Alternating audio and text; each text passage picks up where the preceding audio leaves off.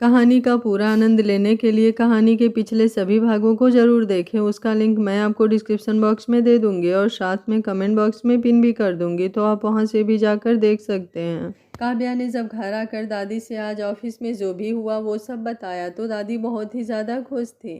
काम्या के चेहरे पर हाथ रखते हुए वो बोली, मुझे पूरा भरोसा है कि तुम एक दिन सब ठीक कर दोगी। और उसने खुद इस शादी की पब्लिकली अनाउंस करने का फैसला लेकर बहुत ही अच्छा किया। ये सब तुम्हारी वजह से ही हुआ है। आइडिया तो आपने ही दिया था, वो हंसते हुए बोलती है तो दादी मुस्कुरा देती है। तान्या वहाँ आती हुई बोली, ये तो गलत है ना दादी, आप हर बार मुझे भूल जाती हैं। दादी उसे बुलाती है तो वो उनके पास जाकर बैठ जाती हैं। तान्या काम्या का हाथ पकड़कर बोलती है, आई एम सॉरी काम्या, माँ को इस तरह रियान से बात नहीं करनी चाहिए थी। उनकी ये गंदी आदत है, तुम्हें भी बुरा लगा होगा ना उनकी बात का। काम्या बोली, भाभी प्लीज़ आप सॉरी मत बोलिए, आपकी कोई गलती नहीं है, आप तो बड़ी बहन की तरह हैं मेरी, मुझे आपसे कोई शिकायत नहीं है। दादी उन दोनों की बलाएं लेते हुए कहती है, ऐसे ही प्यार बना रहे तुम दोनों में। दादी बोली, मेरी बच्ची कहाँ है, दिख नहीं रही। तान्या बोली, वो सो गई है, दिन भर खेल खेल कर थक गई थी ना तो जल्दी ही सो गई है। काम्या बोली, भाभी अंश ने कल रिसेप्शन पार्टी रखी है तो हम कल शॉपिंग पर चल सकते हैं क्या सुबह? वो दरअसल मेरे पास कुछ खास है नहीं इतनी बड़ी पार्टी में पहनने के लिए। तान्या बोली, यार उसमें तो प्रॉब्लम नहीं है, पर टाइम ज़्यादा लगेगा जाने आने में, तो मैं नैतिक को बोल दूँगी तो डिज़ाइनर को कुछ बेस्ट कलेक्शंस लेकर यहीं भेज देंगे। काम्या खुश होकर उन्हें हक करके बोलती है, थैंक यू भाभी, आपने तो मेरी प्रॉब्लम यूं ही सॉल्व कर दी। दादी अपनी अलमारी से कुछ गहनों के डिब्बे लाकर रख देती हैं और उनमें से 3 डिब्बे काम्या के सामने कर देती हैं।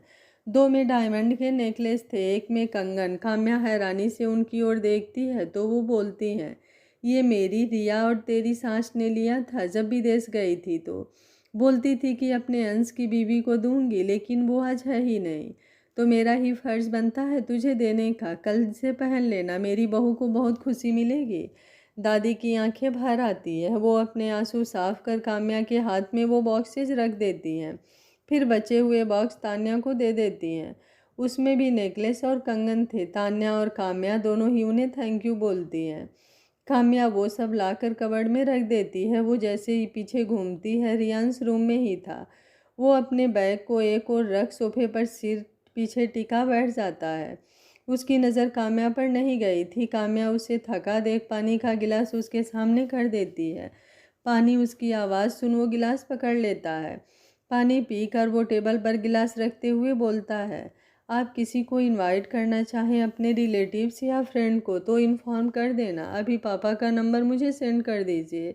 और वो चेंजिंग रूम की ओर बढ़ जाता है। काम्या अपने फ़ोन से पापा का नंबर उसके पास सेंड कर देती है और किचन में चली जाती है। डिनर के लिए सब इकट्ठा थे, रियांश को छोड़कर। नैतिक बोला, रियांश नहीं आया क्या अभी? काम्या बोली, आ तो गए हैं, रूम में थे, पता नहीं क्यों नहीं आए, मैं देखती हूँ। वो जाने को कहती है, तभी उसे राजू एक प्लेट में खाना निकाल कर बोलता है, भैया रूम में ही खाएंगे, उन्होंने बोला है। दादू विभा जी की ओर घूरने लगते हैं, क्योंकि उन्हें पता था वो उस बात से ही परेशान होगा तो नहीं आ रहा है। दादू बोले, राजू प्लेट यहीं रखो और जाकर उससे बोल दो कि मैं बुला रहा हूँ। उनकी बात सुन राजू वहाँ से चला जाता है और कुछ ही देर में वो आकर खड़ा हो जाता है। दादू, आपने बुलाया? हाँ चलो बैठो और खाना खाओ सबके साथ बिना किसी सवाल के, वो बोलते हैं तो रियांश चुप होकर बैठ जाता है। काम्या उसकी प्लेट लगाती है। वो नरेन और विभा की ओर देखकर बोलता है, सॉरी चाचा जी और चाची जी, अगर मैंने जाने अनजाने आप दोनों को ठेस पहुंचाई हो तो मुझे इस तरीके से बदतमीजी से उठकर नहीं जाना चाहिए था। एंड सॉरी दादू आपसे भी। नरेन बोले, अरे बेटा तुम क्यों सॉरी बोल रहे हो, गलती तो इनकी ही है। विभा भी सॉरी बोलती हैं तो पाखी बोल पड़ती है, आप सब सॉरी सॉरी खेल रहे हो क्या? मुझे भूख लगी है, कोई खाना नहीं खा रहा। उसकी बात पर सब हंस पड़ते हैं। रियांश उसके बगल ही बैठा था तो वो उसके गाल छूकर प्यार से बोलता है, ओ तो मेरे बच्चे को भूख लगी है, आज आपको चाचू खिलाएंगे अपने हाथ से। सच्ची? वो बोलती है तो रियांश हाँ बोल उसे खिलाने लगता है। पाखी बोली, चाचू आप चाची को भी तो खिलाओ, देखो अभी भी बैठी हैं वरना वो आपसे गुस्सा हो जाएंगे। पाखी की बात पर सब हंस पड़ते हैं। वहीं काम्या झेप जाती है और रियांश भी शर्मा जाता है। काम्या बोली, बेटू आप खाओ, चाची खा लेंगी। तान्या बोली, क्या देवर जी, इतना अच्छा मौका भी कोई छोड़ता है क्या? अब तो आप खिला ही दो अपने हाथ से देवरानी को।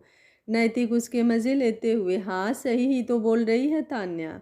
नरेंद्र जी बोले, अच्छा बस अब खाने भी दो उसे, क्यों परेशान कर रहे हो तुम सब। ऐसी ही बातों के बीच सबका डिनर हो जाता है।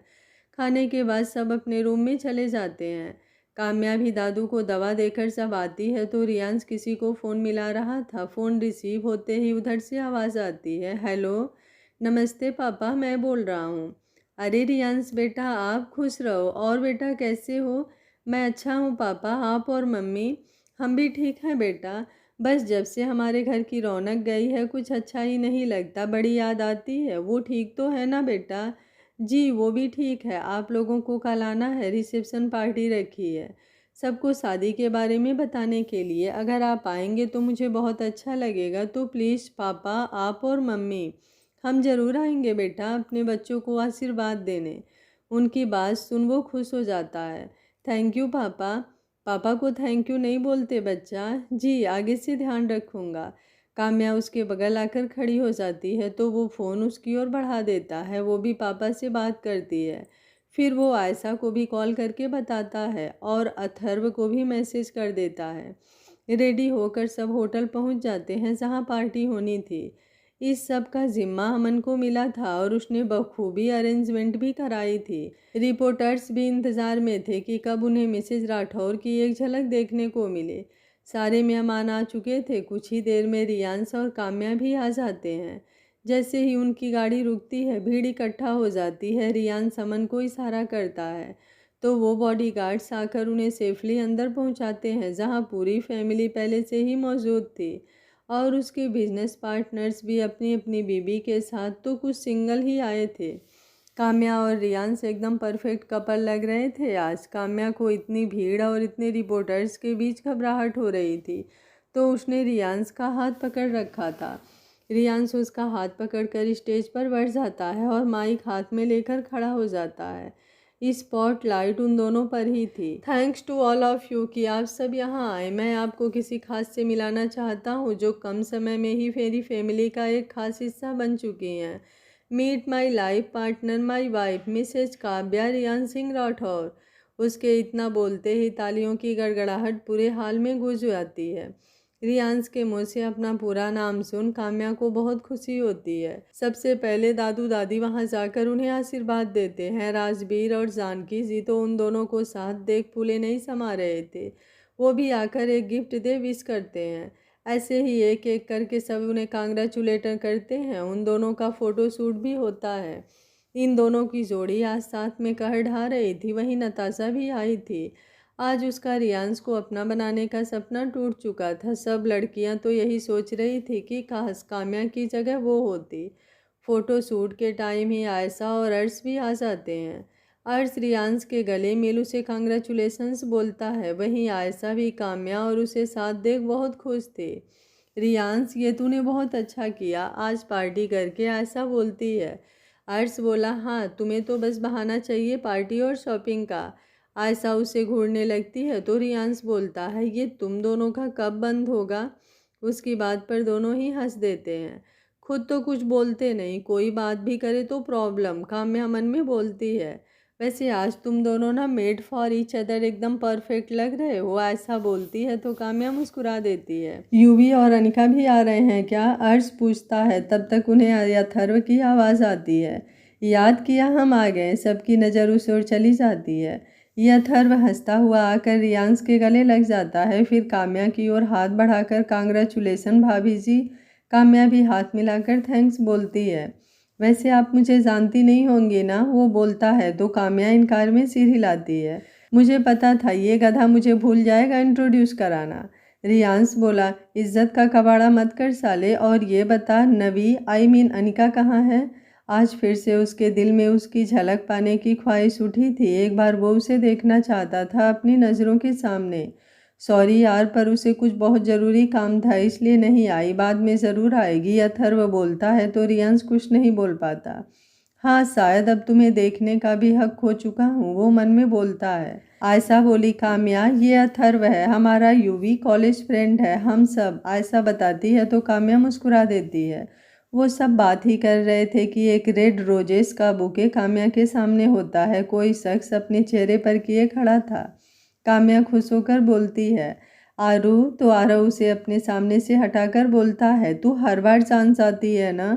तो काम्या हंस पड़ती है। वो बुके वो काम्या की ओर बढ़ाकर उसे और रियांश को बधाई देता है। काम्या बोली, आरू थैंक यू, मुझे लगा नहीं था तू आएगा। अब तू इतने अच्छे से रेडी हो और मैं ना आऊँ, वो फ्लर्ट करते हुए बोलता है। तो सारे हंस पड़ते हैं।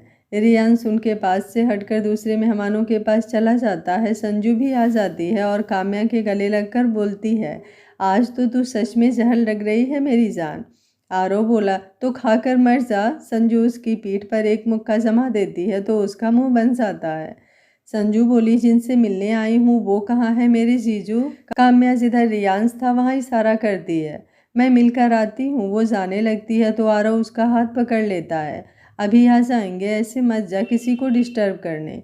ये सुन वो मुंह बना लेती है। दादी जो पास ही खड़ी थी ये सुन हंसते हुए रियांश को आवाज़ देती है तो वो आ जाता है। दादी बोली, ये देख कितना बेताब है अपने जीजू से मिलने के लिए। संजू हंसते हुए अपना हाथ बढ़ाकर, हाय जीजू, मैं संजू, कामू की दोस्त, बहन, जिंदगी सब।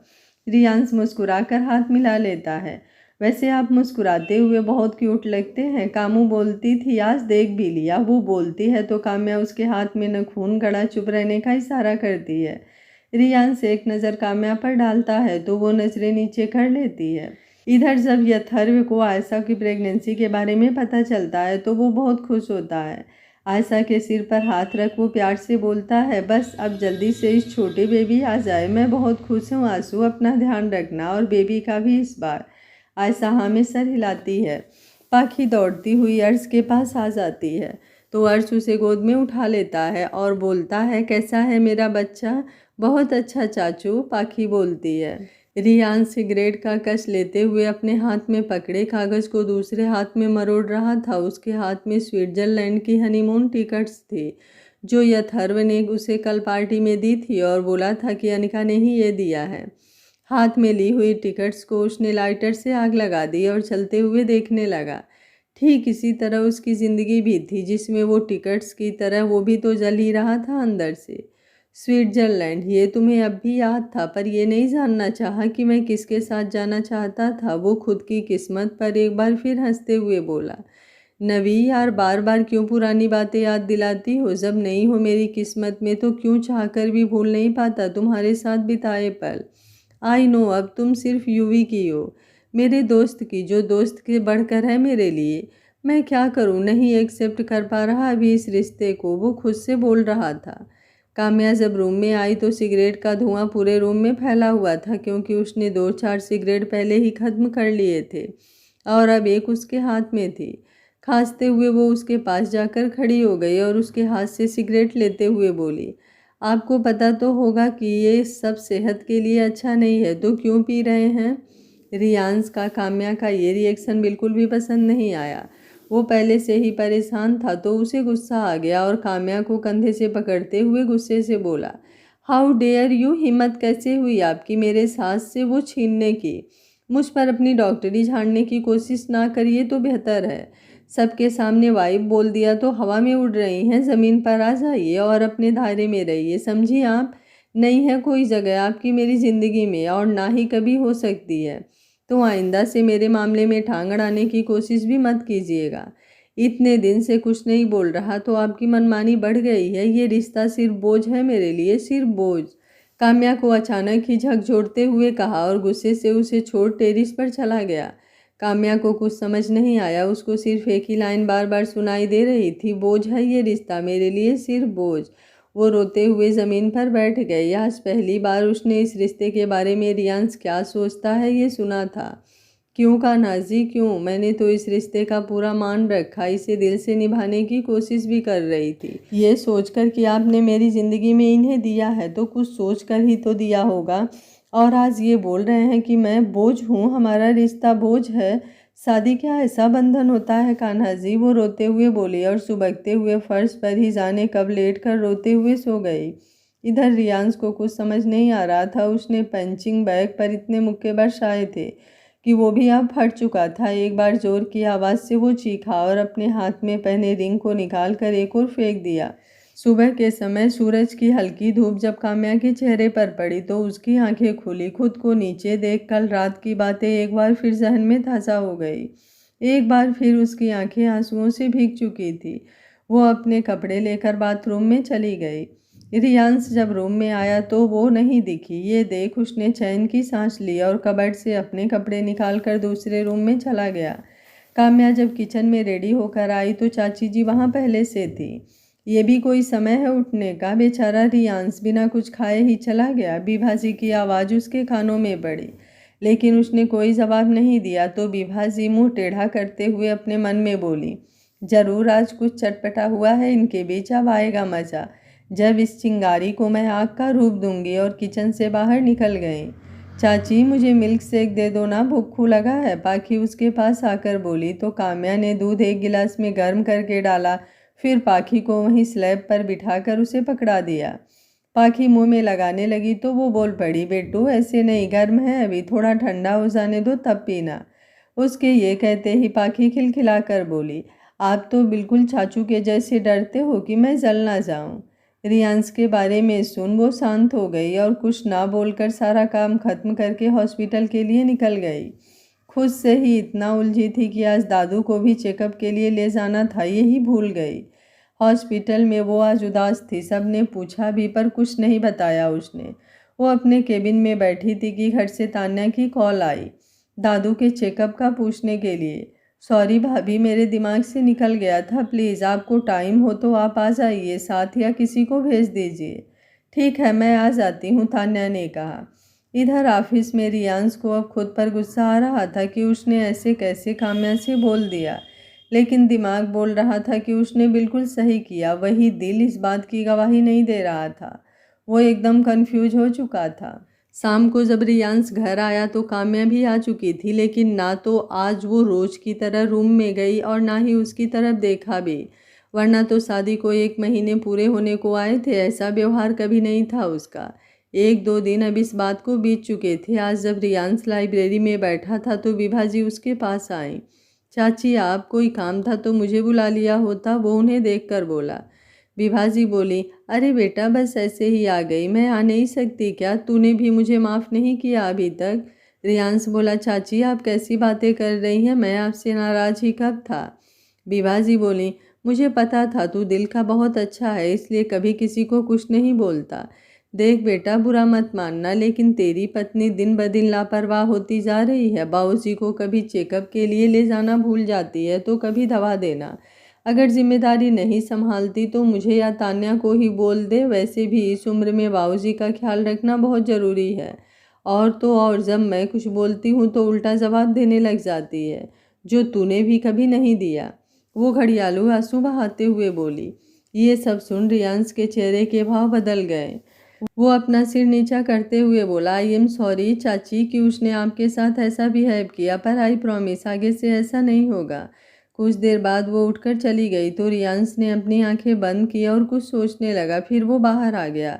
दादी हाल में बैठी अखबार पढ़ रही थी। दादू आपने जूस पिया? रियांश आते ही बोला तो वो उसे देखते हुए बोले, अभी पी लूँगा बेटा, बहू कुछ काम कर रही थी, थोड़ी देर में बना कर देगी, फिर दवा भी लेनी है। गौरी दादू का जूस और दवा लेकर आओ। रियांश ने उसे आवाज़ दी तो गौरी भागते हुए लेकर आ गई। उसकी तेज आवाज़ सुन काम्या भी आ गई। काम्या को अनदेखा करते हुए उसने दादू का जूस दिया, फिर गौरी की ओर मुड़ते हुए तेज आवाज़ में बोला, तुम्हें यहाँ किस लिए रखा है? दादू का ध्यान नहीं रख सकती तुम? आधे घंटे लेट हो चुका है उनकी दवा का टाइम। क्या कर रही थी? गौरी हकलाते हुए बोली, भैया वो। रियांश बोला, क्या वो? आगे बोलो। गौरी बोली, भैया अब ये सब काम भाभी करती हैं तो मैंने ध्यान नहीं दिया।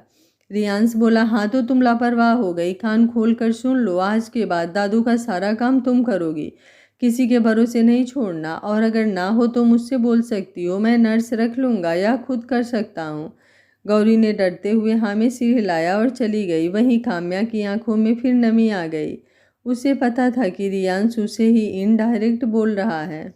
दूसरे दिन काम्या हॉस्पिटल से छुट्टी के बाद पैदल ही आगे बढ़ रही थी। कुछ दूर आने के बाद वो एक पार्क के बाहर रखी बेंच पर बैठ जाती है और इन दिनों जो कुछ भी हो रहा था वही सब उसके दिमाग में चल रहा था।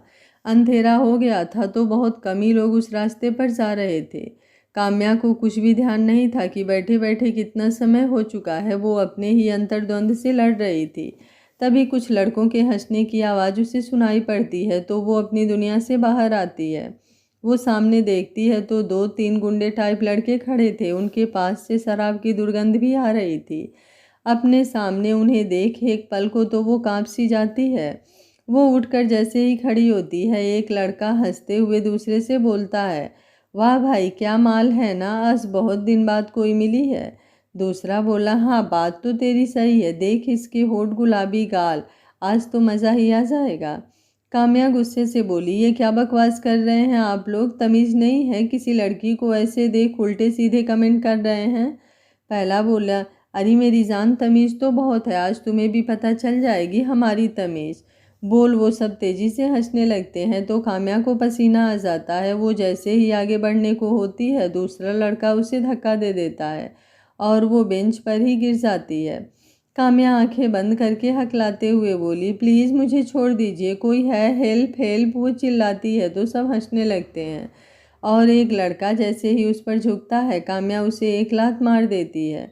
संभल ना पाने से वो गिर जाता है। ये देख बाकी लड़कों को गुस्सा आ जाता है और दूसरा लड़का काम्या को एक थप्पड़ रसीद कर देता है। ये इतनी ज़ोर का था कि उसके होठों के पास से खून निकलने लगता है। बहुत हाथ पैर मत चला लड़की, वरना तू जानती नहीं हम क्या कर सकते हैं। वो काम्या को कंधे से पकड़ खींचता है तो उसकी बाजू फट जाती है। काम्या की आंखों में आंसू आ जाते हैं। वो उसके बाल पकड़ उसके होठों पर झुक जाता है तो काम्या चीख पड़ती है। उसी रास्ते से एक गाड़ी जा रही थी। काम्या की चीख सुन उसमें बैठा आदमी ड्राइवर से गाड़ी रोकने को बोलता है और निकलकर बाहर आ जाता है।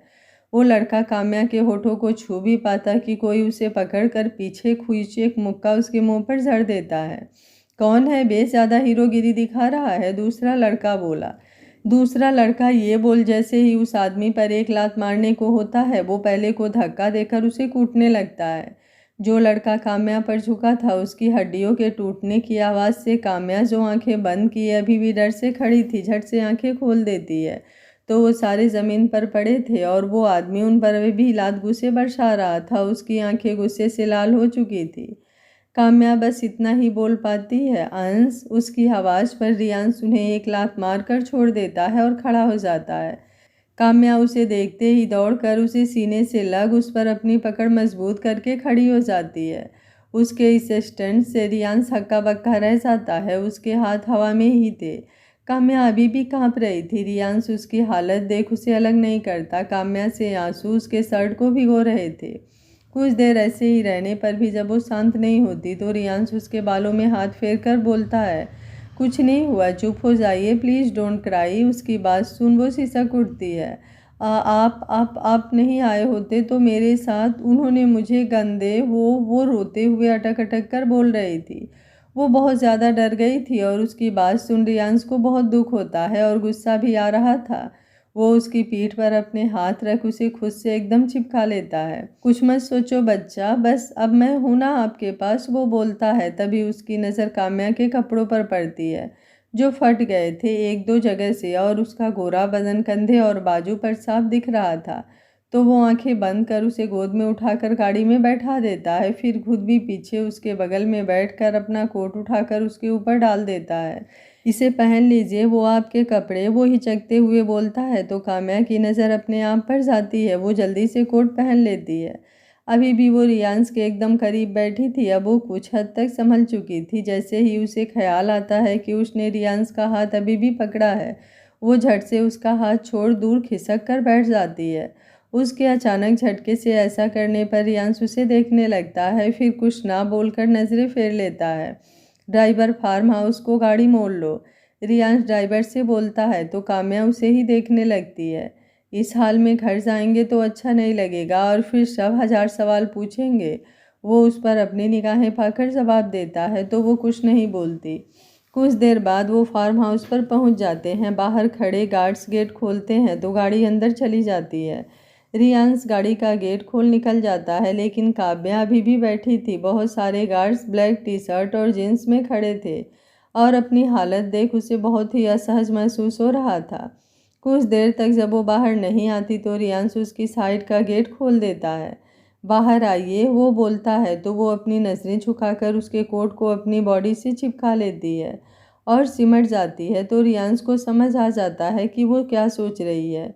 एक लंबी सांस लेते हुए वो उसे एक झटके से गोद में उठा लेता है। काम्या हैरान सी उसे देखने लगती है, लेकिन वो उसकी ओर ना देख आगे बढ़ने लगता है। सारे लोग उन्हें ही देख रहे थे क्योंकि पहली बार रियांश के साथ कोई लड़की आई थी। रियांश एक नज़र सब पर डालता है तो सबकी नज़रें झुक जाती है। वो अंदर आकर एक रूम के गेट पर पैर से धक्का देता है तो वो रूम खुल जाता है। फिर वो उसे लाकर बेड पर बिठा देता है। काम्या अपनी निगाह चारों ओर दौड़ाकर देखने लगती है। रूम काफ़ी बड़ा था और काफ़ी अच्छे से हर सामान व्यवस्थित भी। किंग साइज बेड बीच में था जिस पर वो अभी बैठी थी। फर्स्ट एड बॉक्स लाकर वो उसके सामने रख देता है तो काम्या उसमें से रुई निकाल डिटॉल लगाकर अपने होठों पर लगाने लगती है, लेकिन ठीक से कर नहीं पा रही थी तो रियांश उसके हाथ से ले लेता है और बिना कुछ बोले उसका चेहरा साफ करने लगता है। जैसे ही उसके हाथ काम्या के होठों को छूते हैं तो वो आंखें बंद कर लेती है। दर्द से उसकी आह निकल जाती है। आराम से कीजिए, जल रहा है, काम्या बोलती है तो वो हाँ बोल धीरे धीरे करने लगता है। वो कबर्ड से अपनी एक वाइट टी शर्ट और एक ट्राउज़र लाकर उसके पास रख लेता है। यही कपड़े हैं, यहाँ चेंज कर लीजिए, बोल वो बाहर जाने लगता है तो काम्या उसका हाथ पकड़ लेती है। वो उसे देखता है तो काम्या उसका हाथ छोड़ जल्दी से बोल पड़ती है, आप जाइए मत, मुझे डर लग रहा है। रियांश बोला, मैं बस बाहर जा रहा था। अच्छा ठीक है, यहीं हूँ, जाकर चेंज करो, और चेंजिंग रूम की ओर इशारा करता है। पक्का मुझे यहाँ छोड़कर जाएंगे तो नहीं ना? वो कपड़े उठाकर डरते हुए बोलती है तो रियांश नामे गर्दन हिला पास रखे सोफे पर बैठ घर को कॉल करने लगता है बताने के लिए कि काम्या उसके साथ है। काम्या जब कपड़े बदलकर बाहर आती है तो रियांश उसे नहीं देखता। वो इधर उधर रूम में देखने लगती है पर वो नहीं था। अंश, आप कहाँ हैं? वो रोते हुए बोलती है। आज की घटना से वो कुछ ज़्यादा ही घबरा गई थी। वो सिसकते हुए रूम के गेट तक आती है तो रियांश खाने की प्लेट लिए आ रहा था। उसे देखते ही वो दौड़कर उसके पास चली जाती है। उसको घबराया हुआ देख वो दूसरे हाथ से उसका हाथ पकड़ लेता है और रूम में आ जाता है। रियांश के कपड़े काम्या को बहुत ढीले थे। वो क्यूट सी घबराई हुई छोटी बच्ची लग रही थी, जो देख रियांश हल्का सा मुस्कुरा देता है और टेबल पर खाना रखकर सोफे पर बैठ जाता है और उसका हाथ छोड़ देता है। खाना खा लीजिए, भूख हो तो, बोल वो खाने लगता है। काम्या उसके पास बैठ जाती है लेकिन खाती नहीं। उसकी आंखों में आंसू थे। वो सोफे पर सिर टिकाकर अपनी आंखें बंद कर लेती है तो उसे वही सब दिखने लगता है जो थोड़ी देर पहले हुए था। डोंट टच मी, वो चीखते हुए बोलती है तो रियांश उसे देखने लगता है। यहाँ कोई नहीं है, मैं सिर्फ मैं हूँ, आंखें खोलिए, वो तेज आवाज में बोलता है तो उसकी आंखें खुल जाती है। वो एक पिलो को कसकर पकड़कर रोने लगती है। रियांश उसे रोता देख उसके हाथ से पिलो लेकर एक और फेंक देता है और उसके पास बैठकर उसे अपने सीने से चिपका लेता है। कुछ देर तक रोने के बाद अब उसकी सिसकी आ रही थी तो वो उसे पानी पिलाता है, फिर खुद से अलग कर बैठा देता है और उसे खिलाने को हाथ बढ़ाता है। वो इनकार करती है। फिर वो उसे थोड़ा बहुत खिला देता है और बर्तन एक साइड करके वो दोनों बेड पर आ जाते हैं। रियांश एक साइड लेट जाता है तो कुछ देर उसे देखने के बाद उसके सीने पर सिर रखकर लेट जाती है। रियांश भी उसकी कंडीशन देख उसे नहीं हटाता और ना ही कुछ बोलता है, पर उसके करीब होने से एक अजीब सी फीलिंग हो रही थी जो उसे खुद नहीं समझ आ रही थी। सुबह काम्या की नींद खुली तो उसने देखा वो अभी भी रियांश के सीने पर सिर रखकर लेटी है। वो अपना चेहरा ऊपर करके उसकी ओर देखती है तो अभी भी वो सो रहा था। वो आज उसके बहुत करीब था। उसकी धड़कनें काम्या को साफ सुनाई दे रही थी। वो मदहोश सी उसके चेहरे पर झुक कर रियांश के माथे पर आए बाल सही करते हुए बोलती है, अंश, आप खुद को चाहे जितना रूड दिखा लो, कल जैसे आपने मुझे संभाला और मुझे बचाया, मेरे दिल में आपके लिए सम्मान और बढ़ गया है। आप इतने भी बुरे नहीं हैं जितना मुझे दिखाते और मेरे साथ बिहेव करते हैं। बस इसी वजह से आपकी ओर झुकने लगी हूँ। जब जागते हो तो कभी मुझे सुनना भी पसंद नहीं करते, पर मैं आपके साथ बैठकर जहाँ भर की बातें करने की ख्वाहिश रखती हूँ, चाहती हूँ मैं बोलूँ तो आप मुझे सुनो। बोल वो उसके माथे पर अपने होठ रख देती है। उसके उठकर जाते ही रियांश को अपनी उसके उठकर जाते ही रियांश ने अपनी आंखें खोल दी। उसके कसमसाने से रियांश की नींद खुल चुकी थी, लेकिन उसने फिर भी आंखें बंद की थी ताकि उसे लगे कि वो सो रहा है। वो उठकर बेड से टेक लेते हुए बैठ गया और आंखें बंद कर अपने माथे पर हाथ फेरते हुए मन ही मन बोला, क्या हो रहा है यार ये सब। इस लड़की को मैं जितना खुद से दूर करना चाहता हूँ, ये उतना ही करीब होती जा रही है। ये सही नहीं है, बाद में इसे ही परेशानी होगी। क्यों मेरी बात नहीं समझती कि दूर रहे मुझसे, मैं नहीं दे सकता इसे प्यार। कल तो इतना परेशान थी और रो रही थी तो प्यार से बात कर ली और शांत करा दी, और ये मुझसे उम्मीद लगाए बैठी है जो कभी पूरी नहीं हो सकती, कभी भी नहीं। क्या काम्या रियांश के दिल में अपनी जगह बना पाएगी? अगर इस कहानी का आप अगला पार्ट भी देखना चाहते हैं तो कमेंट बॉक्स में यश लिखना बिल्कुल मत भूलिएगा। आगे क्या होगा इस कहानी में जानने के लिए कहानी के साथ बने रहिए। कहानी आगे और भी इंटरेस्टिंग होती जाएगी, तो आगे के पार्ट को बिल्कुल मिस मत करिएगा। Thank you for watching. मिलते हैं कहानी के अगले भाग में।